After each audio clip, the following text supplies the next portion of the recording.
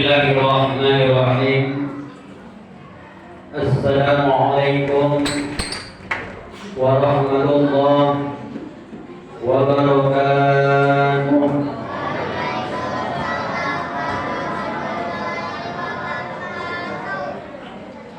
Alhamdulillah.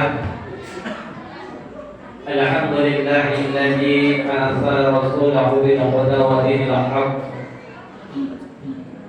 liyudhhirahu 'ala ad-din kullih. Asyhadu an la ilaha illallah wahdahu la syarika lah wa asyhadu anna Muhammadan 'abduhu wa rasuluh alladzi la nabiyya ba'dahu. Allahumma shalli 'ala sayyidina Muhammad wa 'ala alihi wa sahbihi ajma'in. Amma ba'du. Puji syukur dan besar-besarnya kita ucapkan kepada Allah Subhanahu wa Ta'ala yang telah memberikan kita kesehatan dan kesempatan, yang telah memberikan kita nikmat iman dan Islam, sehingga pada siang hari kita dapat melaksanakan ibadah saum, dan pada malam hari ini kita lanjutkan dengan qiyamul lail.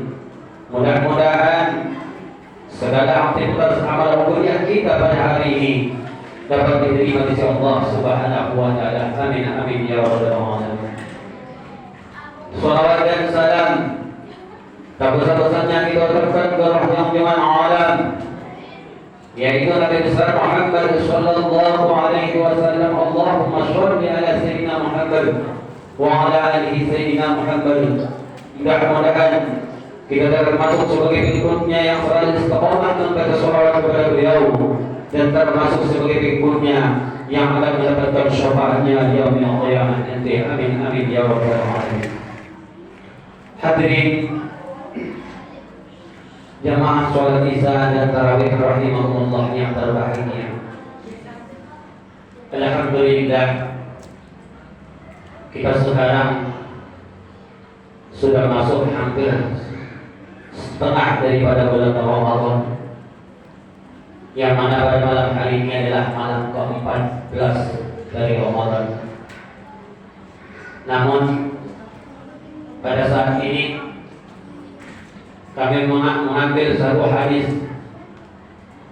yang mana hadis ini diriwayatkan oleh Ahmad dan ditulis juga dalam riwayat Muslim, yang mana Rasulullah sallallahu alaihi wasallam pernah hendak menaiki mimbar. Di dalam menaiki mimbar tersebut Rasulullah mengatakan amin sebanyak 3 kali. Setelah selesai pelaksanaan khatib ataupun penyampaian yang disampaikan oleh Rasulullah, sahabat mendengar apa yang disampaikan oleh Rasulullah, yaitu amin, amin, amin. Para sahabat bertanya, ya Rasulullah, waktu Rasulullah tadi hendak naik mimbar, Rasulullah mengatakan 3 kali amin, amin, amin. Apakah maksud dari itu ya Rasulullah? Kata sahabat.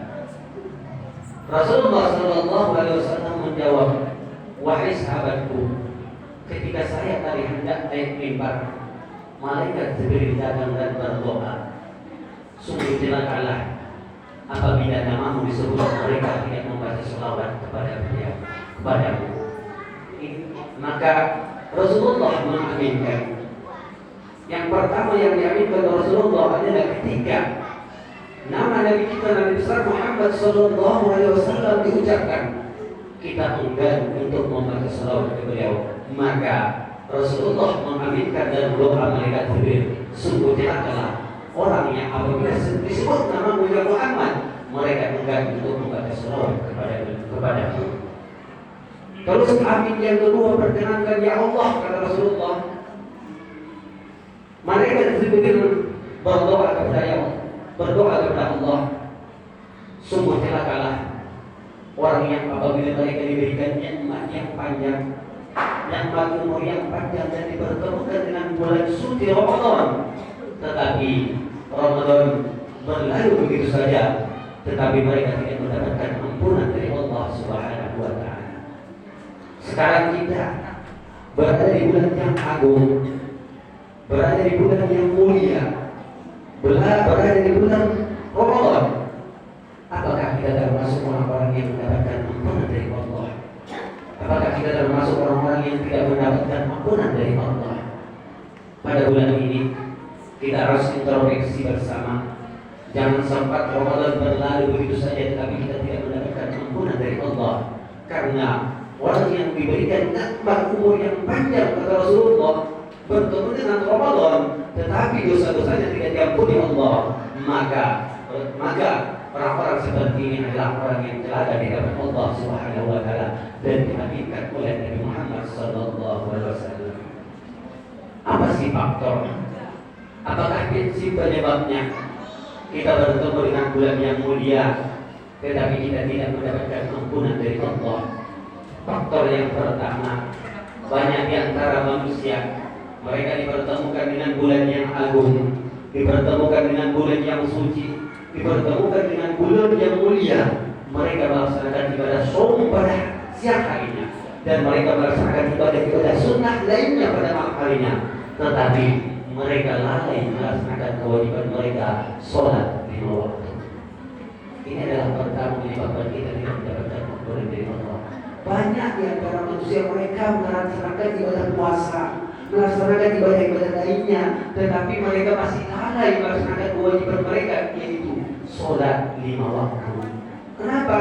Karena tolak ukur dari ibadah-ibadah lainnya adalah sholat. Tolak ukur dari ibadah lainnya adalah ibadah sholat kita. Baik sholat kita kepada Allah, maka segala amal dunia kita akan baik di hadapan Allah. Apabila buruk sholat kita, maka seluruh amal ibadah yang lain akan buruk di hadapan Allah Subhanahu wa taala. Hal ini ditegaskan oleh Rasulullah sallallahu alaihi wasallam dalam hadisnya, "Awwalu ma yu'adzibu yawmal qiyamah as-shalah, fa idza salahat salaha kullu amaluhu, fa idza fasadat kullu amaluhu." Amalan yang pertama dihisab di yaumul qiyamah ataupun di hadapan Allah Subhanahu wa taala nanti adalah salat. Baik salat kita, maka akan baik seluruh amal ibadah kita.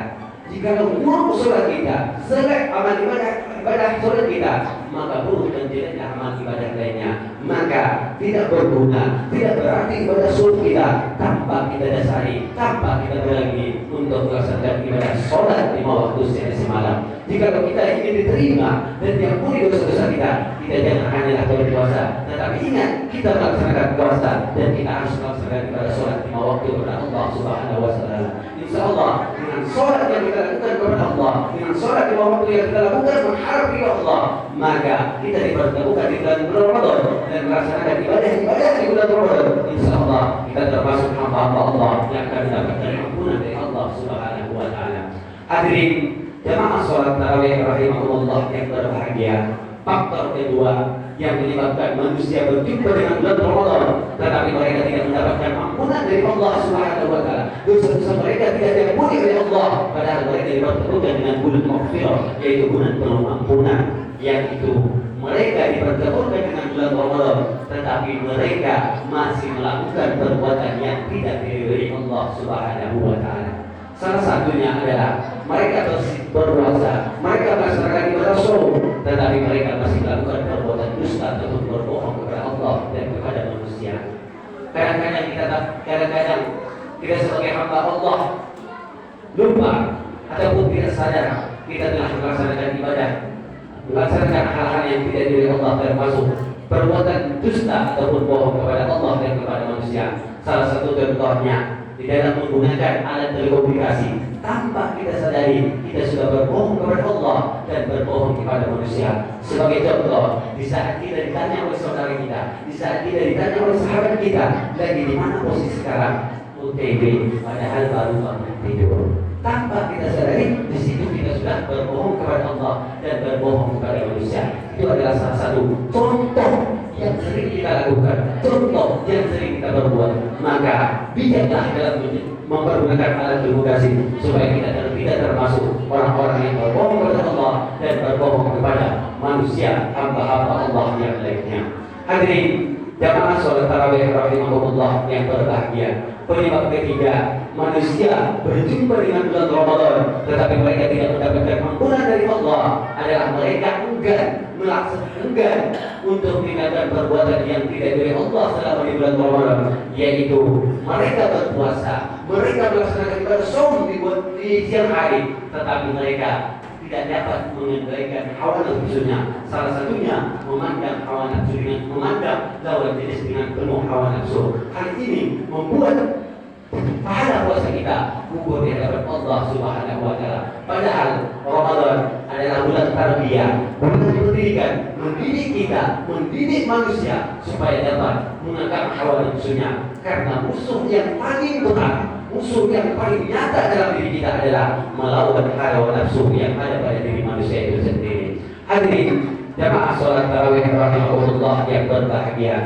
Yang ketiga, dalam aminnya Rasulullah SAW ketika naik mimbar, Rasulullah mengatakan amin, perkenankan ya Allah, yaitu pada saat itu malaikat Jibril berkata, sungguh celakalah seorang hamba, seorang manusia yang mana ada pada dirinya kedua orang tuanya atau salah satu orang tuanya, tetapi tidak menjadi jalan baginya untuk menuju surganya Allah Subhanahu wa taala. Maksudnya apa? Kita masih mempunyai orang tua atau salah satu orang tua, tetapi kita tidak membuat orang tua kita itu sebagai jalan kita menuju surganya Allah Subhanahu wa taala. Berarti orang yang seperti ini, orang tua yang masih diberikan nikmat umur yang panjang, tetapi dia masih durhaka kepada orang tuanya, menyebabkan dia masuk ke dalam nerakanya Allah Subhanahu wa taala. Maka melalui kultum yang singkat ini, apabila kita masih mempunyai kedua orang tua atau salah satu kedua orang tua, maka berbaktilah kepada kedua orang tua kita, berbuat baiklah kepada kedua orang tua kita. Jika kita tidak bisa membahagiakannya, minimal kita jangan membuat dia sakit hati ataupun menangis. Kadang untuk membahagiakan orang tua karena jauh kita luput, tetapi janganlah sempat kita sudah tidak dapat membahagiakannya, tetapi masih menyakiti perasaannya tanpa pernah berkomunikasi, tanpa pernah menelpon beliau. Yang mereka harapkan bukanlah harta yang teroleh, yang mereka harapkan bukanlah materi yang kita berikan, tetapi yang mereka harapkan adalah tegur sapa daripada seorang anak kepada orang tua dan menanya keadaan mereka sehat apa tidak, mendengarkan perkataan kita, mendengarkan ucapan kita. Itu adalah merupakan suatu kebahagiaan bagi mereka sebagai bentuk berbakti kepada kedua orang tua kita. Hadirin jamaah salat tarawih rahimahullah yang berbahagia, mungkin sebagai kesimpulan daripada kultum kita yang singkat ini, mari sama-sama kita mempergunakan bulan yang mulia ini, bulan yang suci ini untuk menggapai ridho dari dan ampunan dari Allah Subhanahu wa taala. Karena amal ubudiyah yang diutamakan, salah satu yang diutamakan di bulan Ramadan adalah memperbanyak istighfar, mohon ampun kepada Allah. Mudah-mudahan setelah berlalunya bulan Ramadan ini nanti kita termasuk sebagai hamba Allah yang mendapatkan ampunan dan maghfirah dari Allah Subhanahu wa taala.